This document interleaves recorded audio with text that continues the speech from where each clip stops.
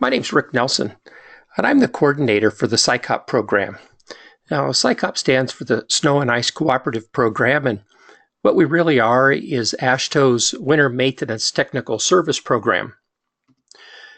As a technical service program, SICOP has a steering committee that provides guidance and direction to the program, and you can see here that we've got several members. We're a representative steering committee. In other words, through these particular members, we try very hard to make sure that everybody that has an interest in winter maintenance has some form of representation on our steering committee. So you can see that the 4 regions of AASHTO are represented, each with their own member. We've got a representative from the AASHTO's TSMO committee, the subcommittee on transportation system management and operation. We've got representatives, the chairs of both TRB winter committees, the Winter Maintenance Committee and Surface Transportation Weather Committee. And we also have liaisons with APWA, NACE, and FHWA. And through this representative steering committee, we believe we're able to capture as best as possible what's going on with all the different winter maintenance committees, as well as stay in touch with our member states in each of the AASHTO regions. This last fiscal year, there were 36 states represented through the SICOP program, and you can see them there. They're a very wide, diverse group of states in all 4 AASHTO regions. The thing we've been working most diligently on here over the last year has been to develop our National Strategic Winter Maintenance Plan for 2018 to 2020. Now, this 3-year period is coincident with the 3-year review that AASHTO provides every technical service program. So these are the strategic issues that the steering committee plans to work on during the next 3-year period from 2018 to 2020. These 7 strategic issues were actually developed over the course of the last year through input from the winter maintenance community and most importantly from our member states. So these 7 strategic issues were really the ones that came to the top of the list when we reached out to our member states to see what are the things that are the most important to them with respect to winter maintenance. And I'm sure as you take a look at these 7 issues, there'll be 1 or 2 or more that resonate with you in your state. So during the next 3-year period, we plan to work on these strategic initiatives. We've got a champion assigned to each one of these to move them forward and actually produce some products that will hopefully help the SICOP member states and move these technologies forward.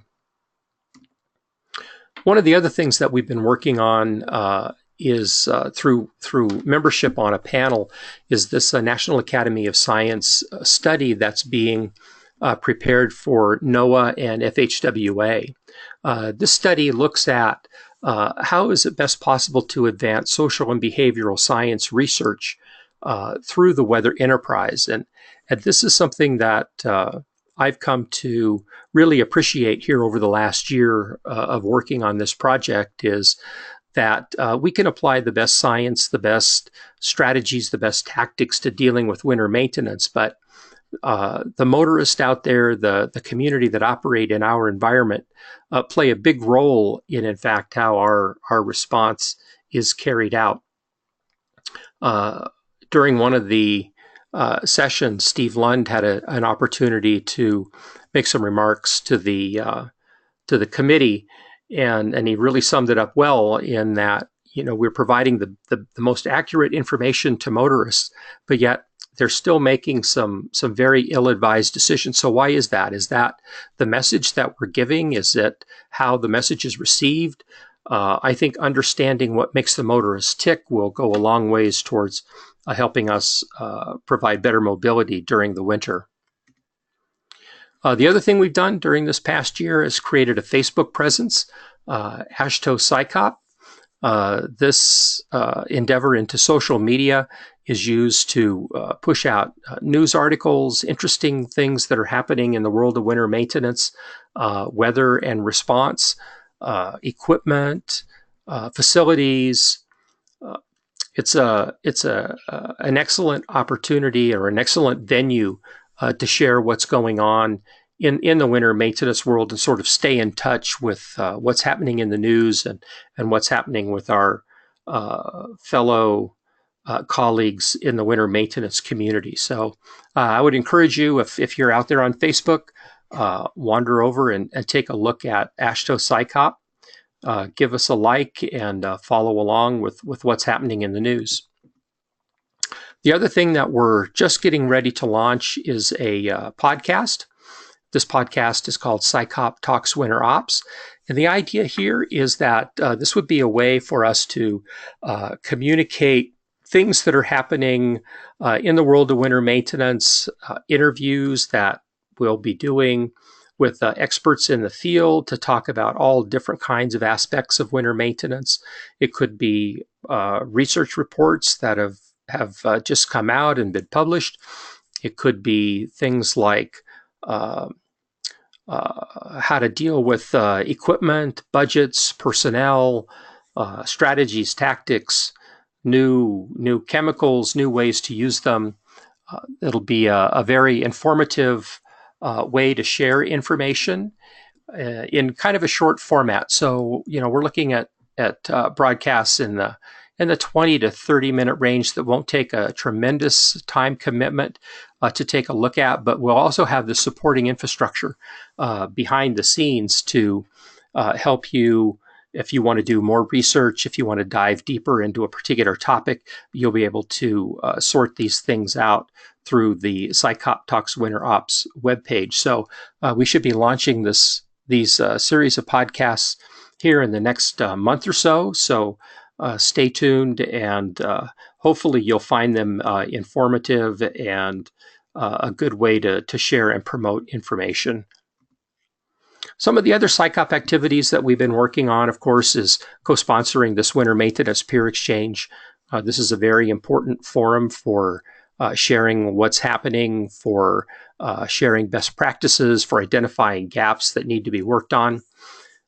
We've also had an opportunity to coordinate a weather workshop for the STISMO annual meeting, which interestingly enough is taking place at the very same time that this peer exchange is. But we were able to get half a day of their annual meeting set aside that we can deal specifically with the weather and the way we do business on the maintenance side and how it impacts the network operators and vice versa. So this was a really important opportunity for us to share the message with respect to weather to the TSMO community.